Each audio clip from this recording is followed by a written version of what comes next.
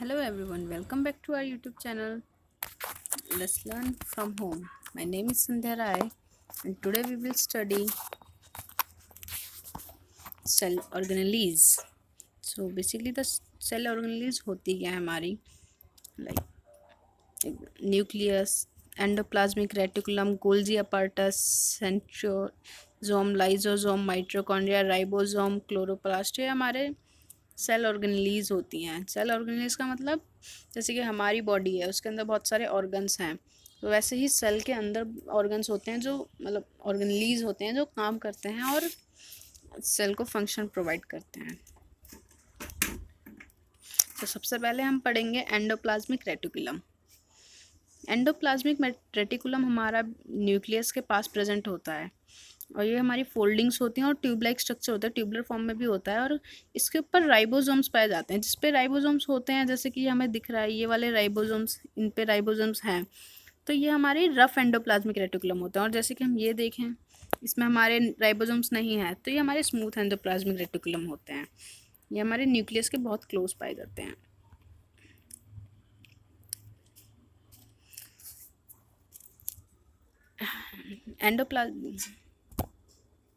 Endoplasmic reticulum is a large network of membrane-bound tube and sheets. Long tube और round और vesicles form में भी होते हैं। ये हमारे प्लाज्मा मेम्ब्रेन जैसे ही दिखाई देते हैं।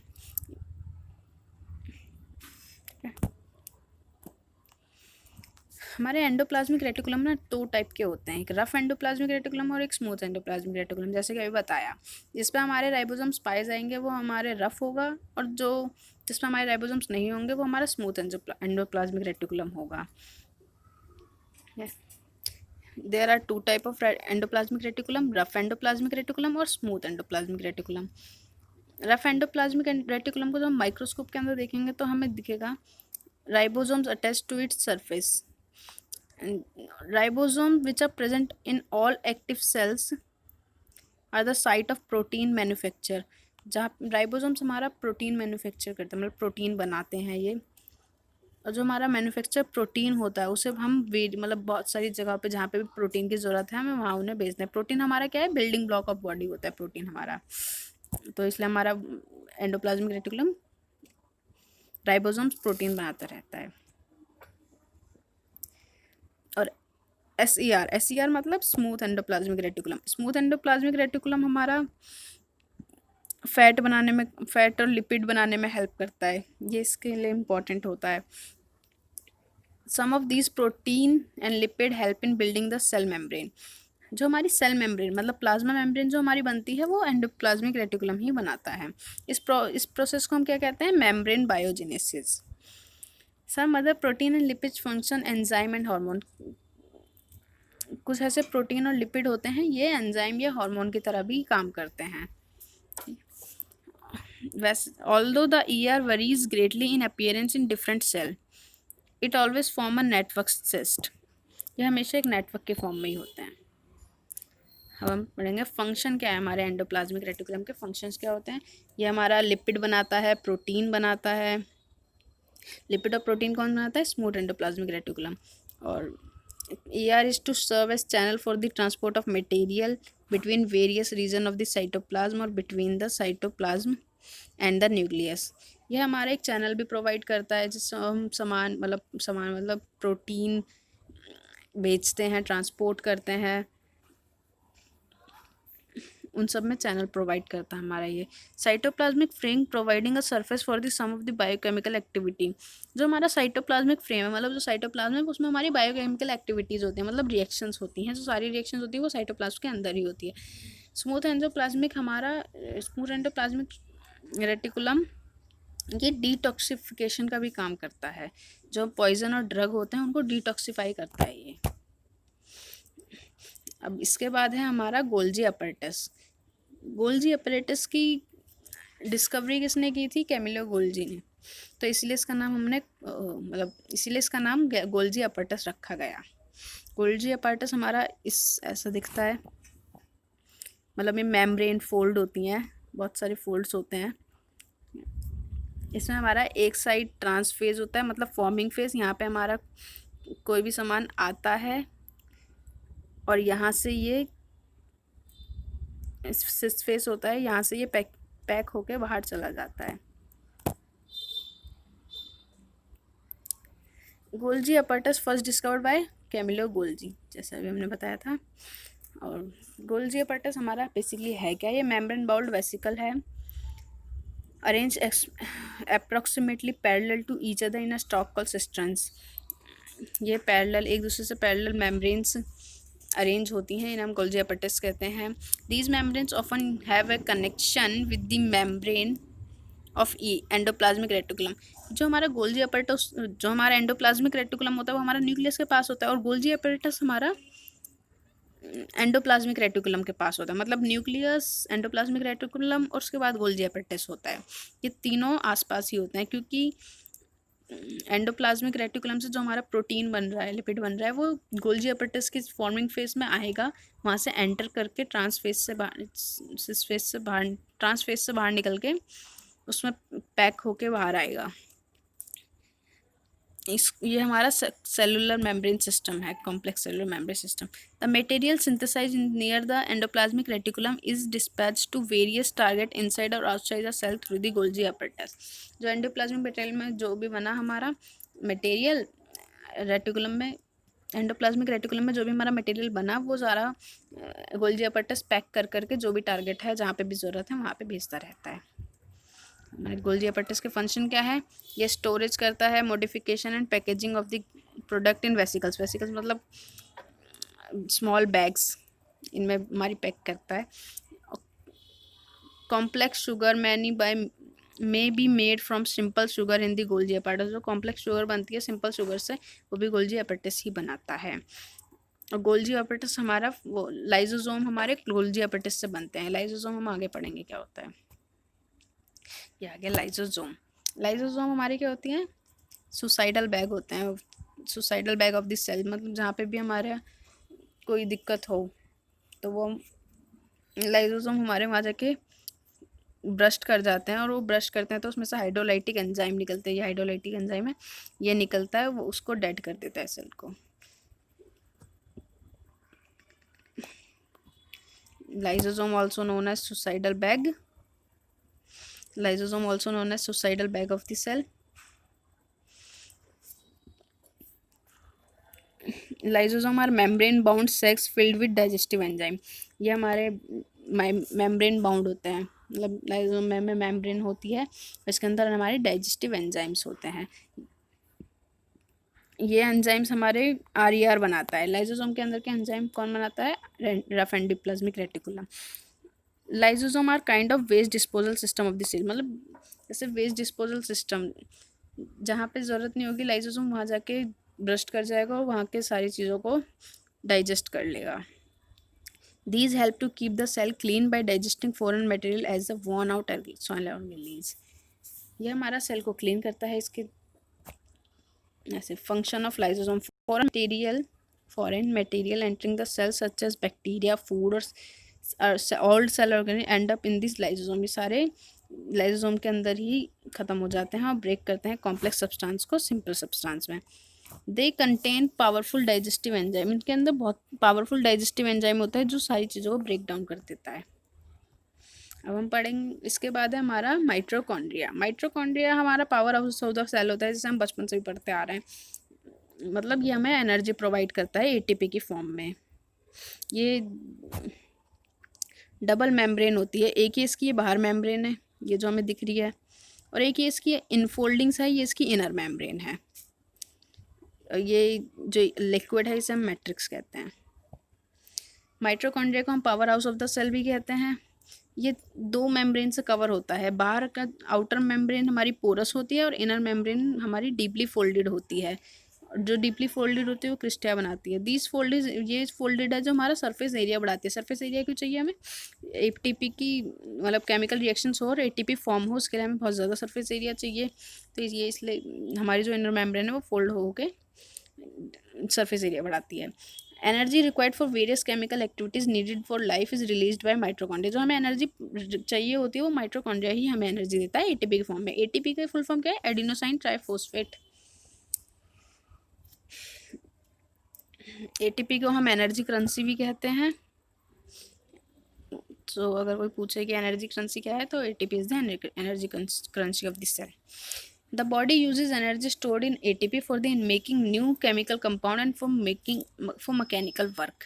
Mitochondria are strange organelles in the sense that they have their own DNA and ribosome. Mitochondria के पास खुद का DNA और खुद के राइबोसोम्स होते हैं। तो मतलब ये खुद के लिए प्रोटीन भी सिंथेसिस कर सकता है और खुद का DNA होता है इसके पास। ये देखिए can make their own protein. इसके बाद हमारा है प्लास्टिड। प्लास्टिड क्या होता है? प्लास्टिड की हमारी ये फॉर्म होती हैं, एटियोप्लास्ट, ल्यूकोप्लास्ट। ल्यूको का मतलब वाइट कलरलेस प्लास्टिड, क्लोरोप्लास्ट मतलब ग्रीन प्लास्टिड, क्रोमो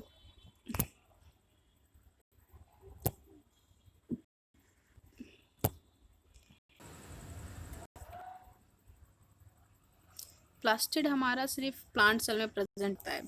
अब हमें एनिमल सेल और प्लांट सेल में डिफरेंस नज़र आ गया। जैसे प्लांट सेल में सेल वॉल होती है और प्लास्टिड होता है, लार्ज वैक्यूल होता है, लेकिन एनिमल सेल में सेल वॉल नहीं होती, प्लास्टिड नहीं होता और बहुत स्मॉल वैक्यूल होता है। और एनिमल सेल में सेंट्रियोल पाया जाता है जो प्लांट सेल में नहीं होता है। Plastid are present only in plant cell. Two plastid are of two type, chromoplast और ल्यूकोप्लास्ट। क्रोमोप्लास्ट मतलब कलर प्लास्टिड, जो हमारे कलरफुल प्लास्ट मतलब कलर्ड प्लास्टिड होंगे, और ल्यूकोप्लास्ट मतलब वाइट या फिर कलरलेस प्लास्टिड। क्रोमोप्लास्ट में हमारे पिगमेंट होते हैं जैसे कि क्लोरोफिल, जिसे हम क्लोरोप्लास्ट कहते हैं। और ल्यूकोप्लास्ट हमारे में कोई पिगमेंट नहीं होता। ये ज़्यादातर स्टोरेज ऑर्गन होता है, मतलब स्टोरेज बॉडी होती है। स्टार्च स्टोर करता है, ऑयल स्टोर करता है, प्रोटीन स्टोर करता है।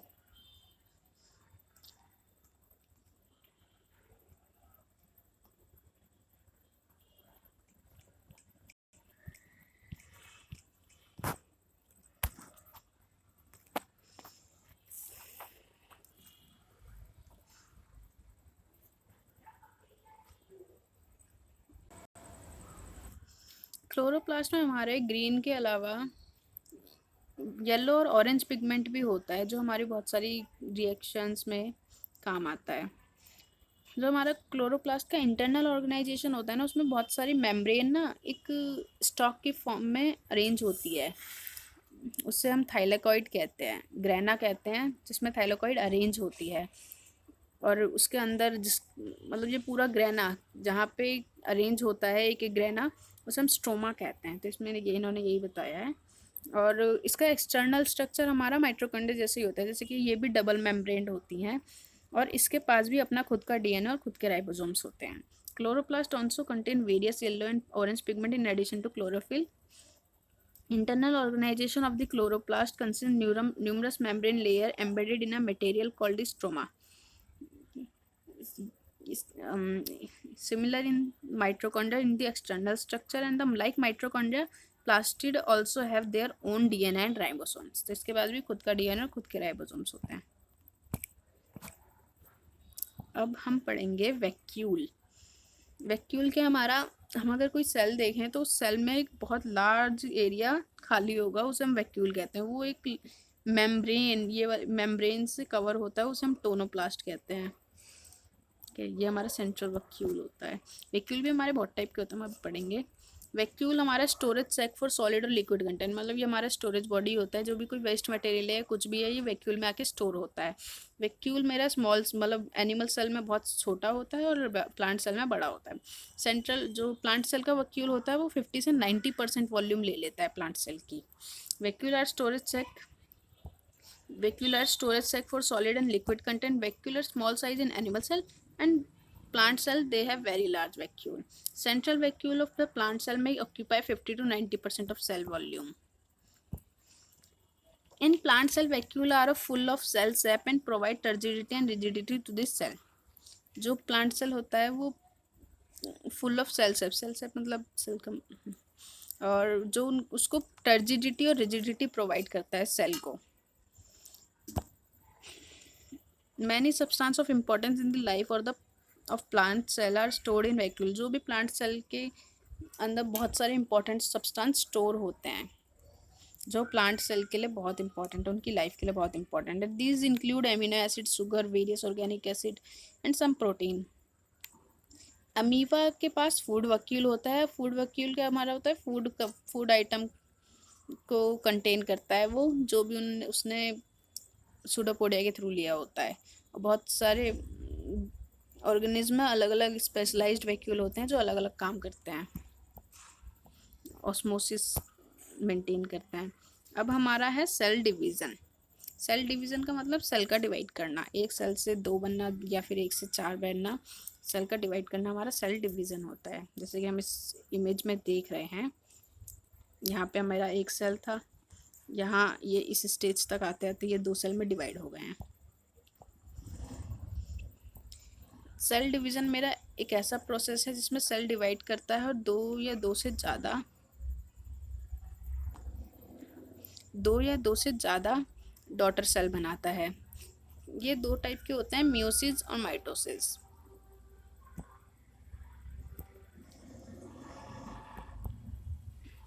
पहले हम पढ़ेंगे माइटोसिस। माइटोसिस हमारा क्या होता है, जो हमारे मोस्ट ऑफ द बॉडी के सेल्स हैं जिस प्रोसेस से डिवाइड करते हैं उसे माइटोसिस कहते हैं। माइटोसिस में हमारा सेल हमेशा एक से दो में डिवाइड करता है और इनमें दोनों, जैसे मदर सेल, जो सेल हमारा डिवाइड करने वाला है उसे मदर सेल कहते हैं और डिवाइड होने के बाद उस सेल को हम डॉटर सेल कहते हैं। तो मदर सेल और डॉटर सेल में क्रोमोसोम नंबर सेम होते हैं माइटोसिस के अंदर, और ये मेरा ज़्यादातर ग्रोथ या फिर रिपेयरिंग ऑफ टिश्यू में हेल्प करता है। Process of cell division by which most of the cell divide for growth is called mitosis. Each cell called mother cell divide to form two identical daughter cell. जो दोनों cell divide करेंगे वो दोनों identical होंगे आपस में। Daughter cell have the same number of chromosome as the mother cell, जैसे मैंने बताया। और growth and repair of tissue, ये ज़्यादा हमारा ग्रोथ या फिर रिपेयरिंग में काम आता है। मियोसिस, मियोसिस हमारी ज़्यादातर सेल्स में नहीं होता है। मियोसिस हमारा रिप्रोड्यूसिंग सेल होते हैं। मियोसिस हमारे जैसे कि एग हो गया, एग मतलब स्पर्म, ओवा, ये इसमें हमारा मियोसिस ज़्यादातर होता है। ये जब डिवाइड करते हैं तो मदर सेल और डॉटर सेल दोनों में, डॉटर सेल में half of the number of chromosome होता है मदर सेल से, और ये मेरे 4 सेल में डिवाइड करते हैं। Meiosis is a process which is where a single cell divide, ये 2 बार डिवाइड करते हैं। पहले एक बार डिवाइड करके दो बनाते हैं, उसके बाद वो डिवाइड करके 4 बनते हैं। Produce 4 cell containing the half the original amount of chromosome. These are a sex cell, sperm in male and egg in ova. ये हमारी इमेज दिखाई गई है, जैसे कि यहाँ पे 4 थे, इन्होंने डिवाइड कर करके दो सेल बना लिए, 2 सेल बना लिए। इसमें हमारे क्रोमोसोम नंबर सेम रहे, इसमें हमारे क्रोमोसोम नंबर डिफरेंट कम हो गए माइटोसिस में, मियोसिस। सो